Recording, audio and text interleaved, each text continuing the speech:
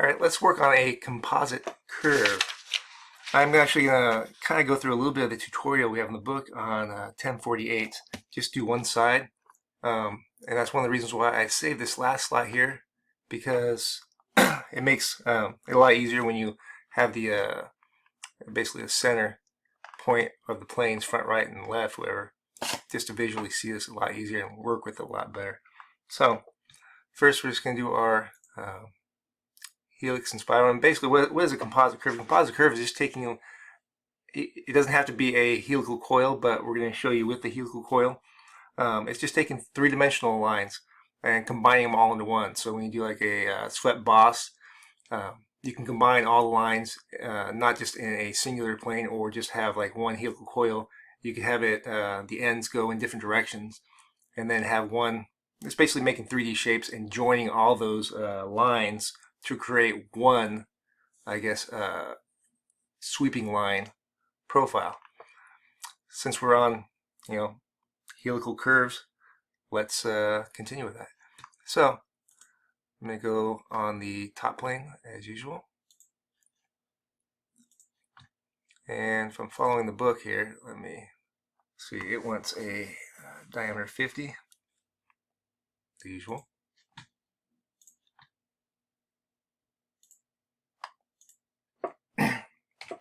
Like I say, you can follow along with its tutorial 3 on 1048. Makes it a little easier. Okay, set the value and height, spinner 72.5, and we want, let me see, height and pitch. And I want a constant variable, or constant pitch, constant variable, constant pitch. Height 72.5 with a pitch of 10. And let me see, start the spinner at 0.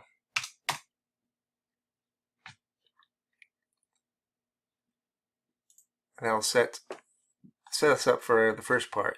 Now it's going to be easier if I now hide the sketch. I just put that sketch so you have locations to put things. Like I say, sometimes selecting endpoints are a pain when you're doing that. So, first part. Now I'm gonna, I'm a little bit different in the book, but because I picked different planes. But now I'm gonna sketch on the same plane, the top. Let me go top. I just want to look at top.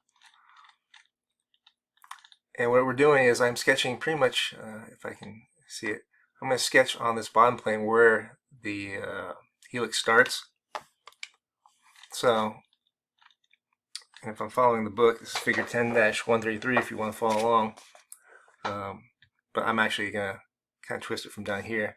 I want to create a arc, and it's going to be a center point arc, starting at the center, technically starting right where you can get close to it. And I'm going to go up about 70 degrees, or was it 75? Doesn't have to be exact because we can manipulate this. What I'm going to do, I'm just going to do a construction line out.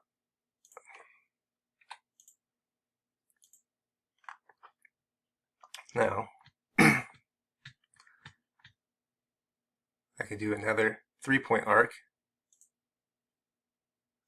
The funny thing is, every time I do a 3-point arc, I'm always like, I'm used to doing click, click, click. No, this is a click first, click last, and then come in, click middle. So, click first, click last, then come in and click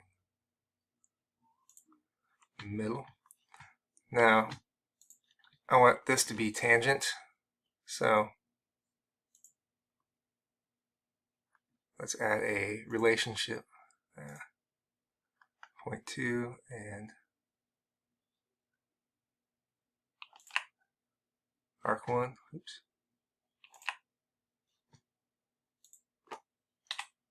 Arc 1, arc 2, tangent.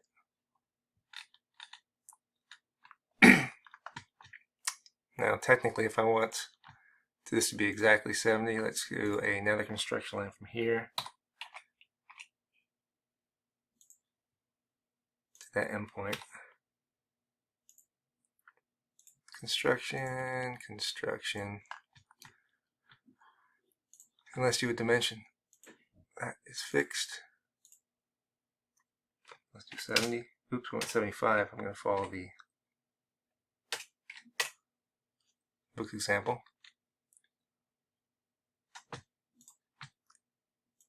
Pull this point back.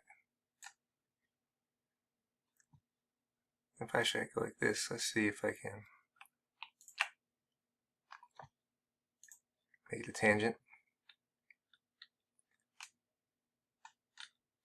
Now, here's the next trick.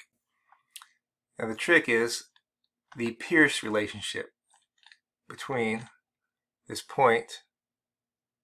Hit the control button, hit that point, and then remember, hitting the helical coil, hit the pierce relationship, and now that kind of defines where they're at. All right, this is the first portion. This is later on we're going to actually be able to join the line work from the helical coil to this portion. But now let's that is technically so I go front view, and technically that's out of plane. That the helix is coming down an angle, and that is definitely not in plane with the same direction the helix is going. It's flat. So now we want to create basically an outer part that attaches, comes out, arcs down. And now we're going to sketch on the front plane. Let's see, sketch. Let's make sure it's the one I want. Front. Hence why originally I selected this little portion right here, so front plane is right in line with that. So I got my little handy front plane. I'm going to want to create basically a 3-point arc. What I'm going to do though is make it easier. I'm going to do construction line right from the center, straight down. Oops. Did I not go straight down? Make sure you're going straight. Construction. If I'm going by the figure, I'm going to have it 60. Let's say smart dimension. And this is figure 10-134 from your book.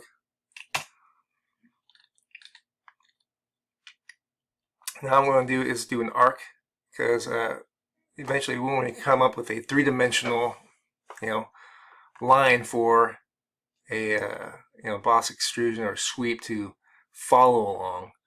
So we're going to connect, if I can show you, connect this dot and create an arc that comes down this way, and then work from there. Front. I always like looking perpendicular to the sides. So 3-point should work. And actually, once again, I actually technically don't have to be right on the money right now. I just get it close.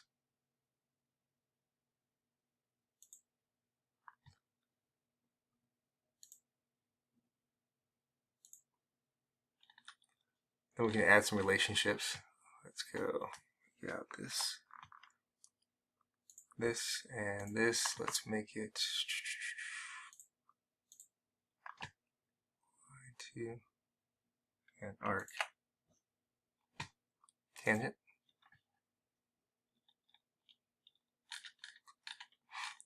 And we'll change that variable as we go. Now let's just connect from here to here. I'm just going to do another arc.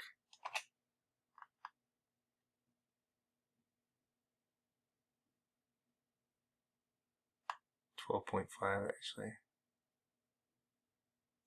You can go like this, and then we can actually add a smart dimension. Increases it. Now the part about this is I gotta now confine that to the other point. So we're going to add in that and that relationship.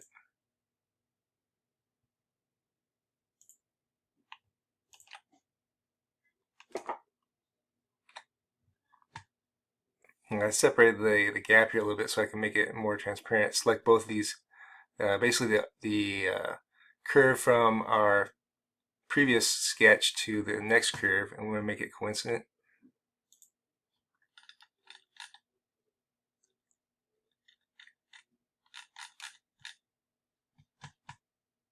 Then we're going to select the line from our new sketch, wherever, to the last arc on the previous one. Hold Control down so we can select a relationship. Let's hit tangent on that. Now we've got nice tangent set up. And it's fully defined.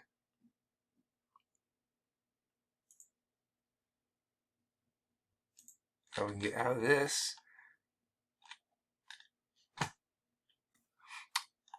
Now that we're got basically our our helical curve or coil, whatever, we got a curve on a flat plane on the bottom, and then we now have another three-dimensional portion coming out, basically going in the direction of the axes of the helical coil.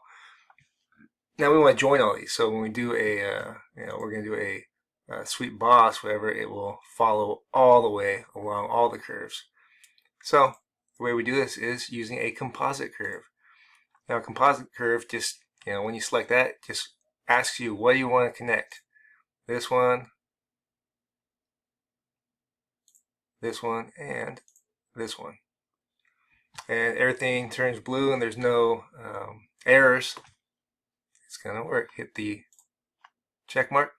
Now I have one continuous curve. So you can still apply the same principles if I wanted to do anything besides a circular profile. I could do a plane on this tip or even on this tip and draw your profile and then have extruded. But just to show you, swept boss base, let's do the circular profile. Now I'm just going to select, and make sure it'll actually fit. Let's go 3. Now I want to select, and there we go. Let's make it a little bit thicker. And this is how you make a composite curve.